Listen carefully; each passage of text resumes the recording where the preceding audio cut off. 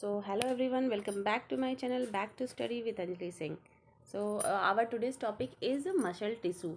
इससे पहले हम लोगों ने एपिथेलियल टिश्यू और कनेक्टिव टिश्यू फिनिश कर लिया है. अब हम पढ़ेंगे मसल टिश्यू के बारे में. मसल टिश्यू नाम से ही पता चल रहा है कि मसल टिश्यू का मतलब क्या है कि वो टिश्यू जो हमारी मसल्स को ग्रो कराती हैं, मसल्स में होती हैं, उन्हें हम मसल टिश्यू कहते हैं, या जो हमारी मूवमेंट में हेल्प करती हैं उन्हें हम मसल टिश्यूज़ कहते हैं. तो let's see what muscle tissues are. Each muscle is made of many long cylindrical fibers arranged in a parallel arrays. मतलब कि जितने भी मसल टिश्यूज़ होती हैं वो सिलेंड्रिकल फाइबर्स जो होते हैं वो arrange in a parallel rate, समांतर क्रम में व्यवस्थित होते हैं, उन्हें हम कहते हैं मसल टिश्यूज़. और ये जो मसल टिश्यूज़ होते हैं वो छोटे छोटे फाइबर से मिलकर के बने होते हैं और इन फाइबर्स को हम कहते हैं myofibrils. What we called it myofibrils. Muscle fibres contract in response to stimulation, यानी कि जब भी इसे कोई स्टिमुलेशन मिलता है तो ये कॉन्ट्रैक्ट होता है और कुछ समय के बाद फिर से ये अपनी रिलैक्स की पोजीशन में वापस आ जाता है. यानी कि इसमें कॉन्ट्रैक्शन और रिलैक्सेशन की का जो कैरेक्टर होता है मसल टिश्यूज़ के अंदर.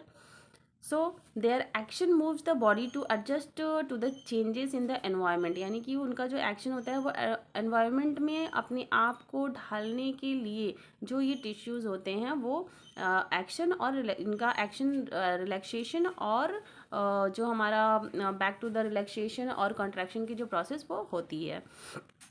तो मेनली जो हमारे जो मसल टिश्यूज़ होते हैं वो ये 3 टाइप्स के होते हैं. फर्स्ट होता है हमारा skeletal tissues, skeletal muscle tissues. Second हमारा जो होता है वो होता है smooth muscle tissues and third is cardiac muscle tissues. तो let's see what skeletal muscle tissues is. So the skeletal muscle tissue is closely attach to skeletal bones, यानी कि हमारी बोन्स के पास में जो हमारी बोन से अटैच टिश्यूज़ होते हैं, जो हमारी बोन से सटे हुए टिश्यूज़ होते हैं उन्हें हम कहते हैं skeletal muscle tissues.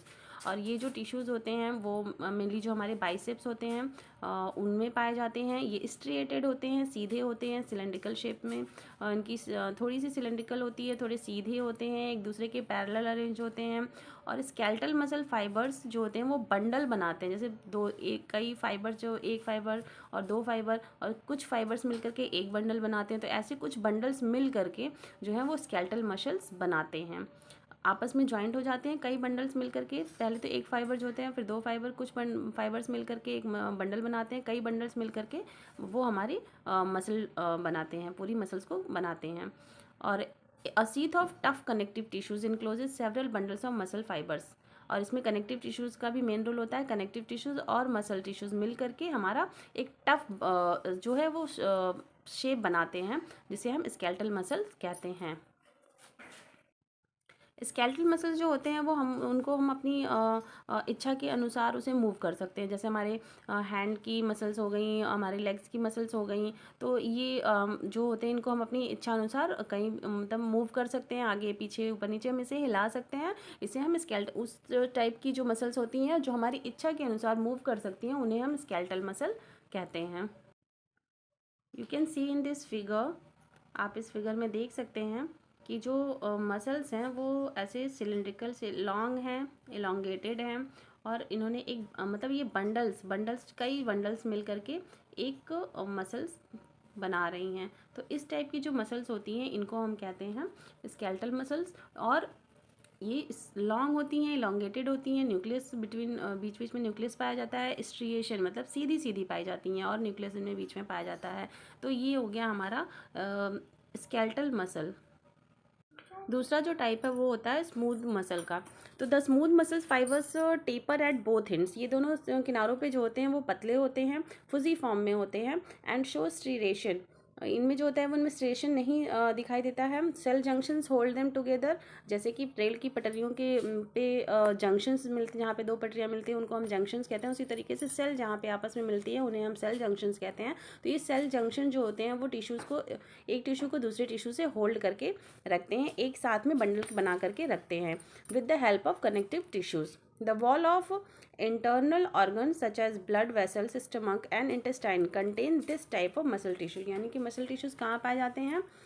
Muscle tissues are found on blood vessels, stomach and intestine.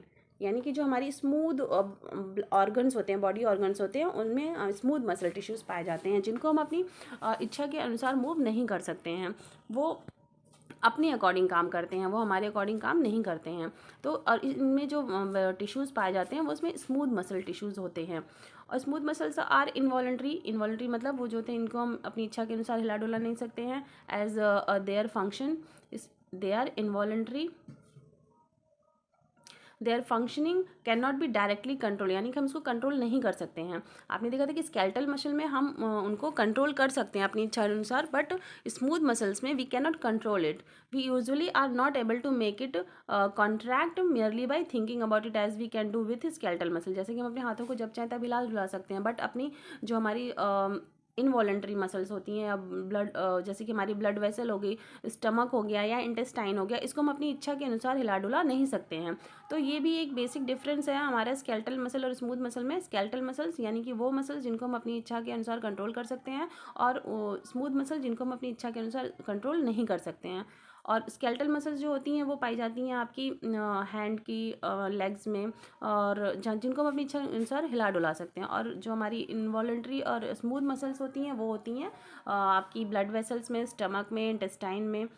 तो ये हो गया आपका स्मूथ मसल। नेक्स्ट जो हमारी मसल्स हैं वो हैं cardiac muscle tissues is a contractile tissues. ये क्या होती हैं? कॉन्ट्रेक्टाइल टिश्यूज होती हैं, प्रेजेंट ओनली द हार्ट, जो सिर्फ और सिर्फ हार्ट में पाई जाती हैं। Cardiac muscle tissues present only the heart. Cell junction fuse the plasma membrane. Cell junction, जैसे कि इसमें पहले भी मैंने बताया कि सेल जंक्शन जहाँ पे दो सेल्स आपस में मिलती हैं उन्हें हम सेल जंक्शन कहते हैं। सेल जंक्शन फ्यूज करते हैं प्लाज्मा मेम्ब्रेन को और एक दूसरे से टिश्यूज़ को हेल्ड करने में, होल्ड करने में हेल्प करते हैं। ये सेल जंक्शन का क्या काम होता है? टिश्यूज़ को, एक टिश्यू को दूसरे टिश्यू से होल्ड करने का काम होता है। Communication junctions at some fusion point allow the cells to contract as a unit. तो एक यूनिट की तरह ये उसे कॉन्ट्रैक्ट करने का उनको मौका देती है। दैट इज़ कि अगर एक को सिग्नल जाता है कि उसे कॉन्ट्रैक्ट होना, तो उसके पास की सारी सेल्स को ये सिग्नल जाता है कि उसे कॉन्ट्रैक्ट होना है। तो when one cell receives a signal to contract, its neighbours are also stimulated to contract. So this kind of tissues are called cardiac muscles, which is present only in the heart. So there are three types of muscle tissues. First is skeletal muscle, second is smooth muscle, and third is cardiac. Let's understand all these type of tissues with the help of figure. First is skeletal muscle. This is the skeletal muscle. The B1 is the smooth muscle and third is the cardiac muscle. You can see the difference. This is the very, ये बहुत ही सीधी सीधी सी हैं, और इसमें जो किनारे हैं वो पतले होते हैं, बीच में न्यूक्लियस प्रेजेंट है, और ये जो है वो एक दूसरे से फ्यूज़ हैं। सेल जंक्शंस पाए जा रहे हैं, एक दूसरे से फ्यूज़ हैं, कुछ सीधे भी हैं और एक दूसरे से मिले हुए भी हैं। तो यानी कि इसमें फर्स्ट और सेकंड दोनों की क्वालिटी पाई जा रही है। जो हमारा स्केलेटल मसल है, स्मूथ मसल है, कार्डियक मसल्स में इन दोनों की थोड़ी थोड़ी क्वालिटीज़ पाई जाती हैं। तो इससे हमें डिफरेंस समझ में आ जाता है कि this is the skeletal muscle, this is the smooth muscle and this is the cardiac muscles. तो these are the muscle tissues which is the third type of tissues present in animal tissues. Hope you like this video. If you like it, then please do subscribe. Thank you so much.